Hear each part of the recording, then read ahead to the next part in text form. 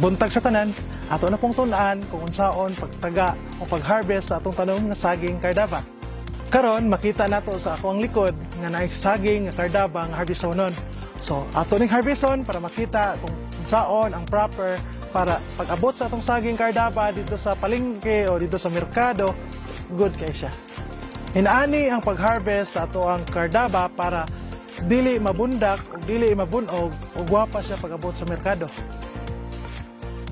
Putlon ang inahang punuan.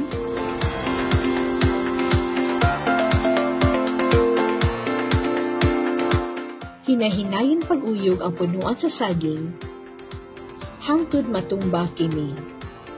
Protektahan ang buhig sa saging nga dili kani mabunog.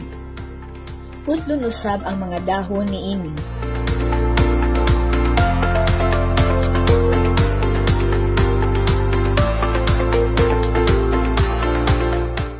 O ang bulig sa saging. Hinay-hinayon pagkuha aron dili kini mabunog.